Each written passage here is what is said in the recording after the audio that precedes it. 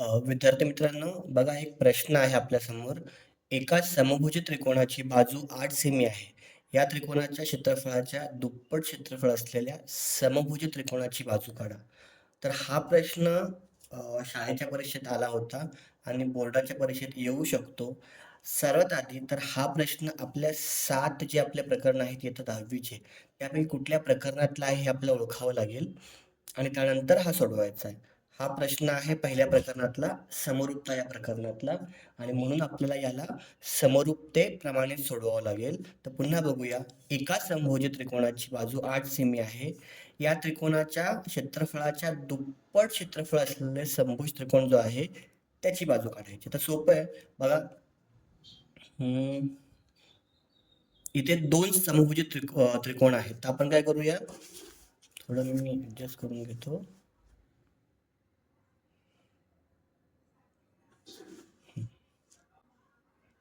बघा आपण करूया की समजा त्रिकोण ABC व त्रिकोण PQR हे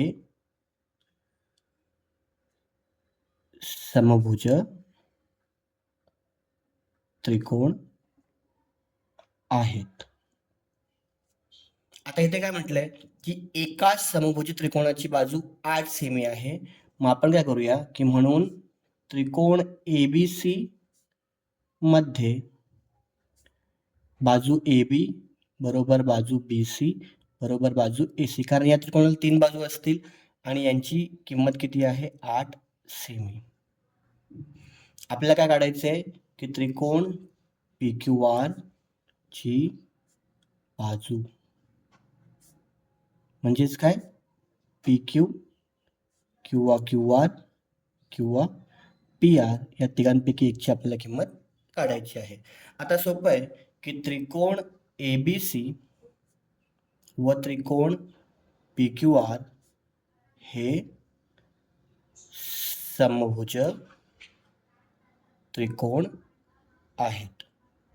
जर त्रिकोण ABC आणि त्रिकोण PQR हे समभुज त्रिकोण आहेत, तर ABC चे तीनही कोन 60-60-60 मापाचे असतील आणि PQR चे पण तीनही कोन 60-60-60 मापाचे असतील. म्हणून त्रिकोण ABC आणि त्रिकोण PQR हे होतात समरूप त्रिकोण. कुठले त्रिकोण? समरूप त्रिकोण.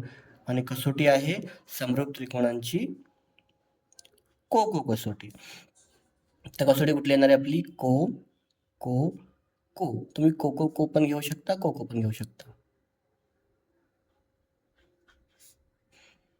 ओके, म्हणजे त्रिकोण ABC आणि त्रिकोण PQR हे समरूप आहेत. समीकरण 1 देऊया.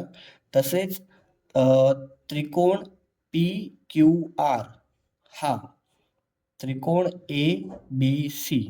ओके, म्हणजे जर आपण PQRचं क्षेत्रफळ जे घेतलं तर ते ABCच्या क्षेत्रफळाच्या काय आहे? दुप्पट आहे. वरती गणितामध्ये काय म्हटलंय की या त्रिकोणाच्या पहिल्या त्रिकोणाच्या दुप्पट क्षेत्रफळ असलेला त्रिकोण दुसरा आहे. त्यामुळं PQRचं क्षेत्रफळ हे ABCच्या दुप्पट आहे. याला आपण समीकरण 2 देऊया. आता पुन्हा आपण येऊया. जर त्रिकोण ABC समरूप त्रिकोण PQR असतील, जर दोन त्रिकोण समरूप असतील तर त्यांच्या क्षेत्रफळाचं गुणोत्तर म्हणजे एरिया ऑफ ट्रायंगल ABC छेद एरिया ऑफ ट्रायंगल PQR हे त्याच्या संगत बाजूच्या वर्गाच्या प्रमाणात, म्हणजेच AB चा वर्ग छेद PQ चा वर्ग. आपण AB आणि PQ संगत बाजू घेतली कारण काय येणार आहे? समरूप त्रिकोणांच्या क्षेत्रफळांचे प्रमेय. हे प्रमेय काय सांगतं की दोन त्रिकोण जर समरूप असतील तर त्याचं क्षेत्रफळाचं जे गुणोत्तर आहे हे संगत बाजूच्या वर्गाच्या प्रमाणामध्ये असतं. आता बघूया आपल्याकडे काय काय किंमत आहे. तर आपण ABC ला ॲज इट इज ठेवूया. त्रिकोण ABC चं क्षेत्रफळ भागिले समीकरण 2 नुसार आपण PQR च्या ठिकाणी 2 ABC लिहू शकतो, म्हणजे 2 एरिया ऑफ ट्रायंगल ABC. इथे AB ची किंमत आपल्याकडे आहे 8 सेमी, तर 8 चा वर्ग आणि PQ ची किंमत आपल्याला माहिती नाहीये, त्यामुळे PQ चा वर्ग ॲज इट इज. इथे बघा area of triangle ABC, area of triangle ABC निघून जाईल. त्यामुळे 1/2 बरोबर 8चा वर्ग छेद PQचा वर्ग.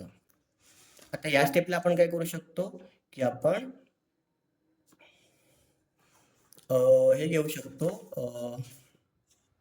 वर्गमूळ घेऊ शकतो. मग 1चं वर्गमूळ 1, 2चं वर्गमूळ वर्गमुळात 2, 8च्या वर्गाचं वर्गमूळ फक्त 8 आणि PQ वर्गाचं वर्गमूळ PQ.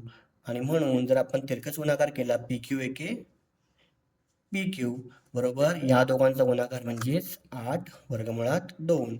आणि म्हणून मोठ्या त्रिकोणाची बाजू काय येणार आहे, म्हणून मोठ्या समभुज त्रिकोणाची बाजू ही आपली येणार आहे 8 वर्गमुळात 2. तर अशा प्रकारे बघा एकदम सिंपल आपण हे गणित सोडवलेलं आहे. काहीच अवघड नाहीये.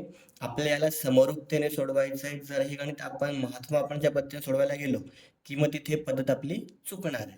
त्यामुळे समरूपतेने सोप्या पद्धतीने हे 3 किंवा 4 मार्काचं गणित आपण सोडवू शकतो.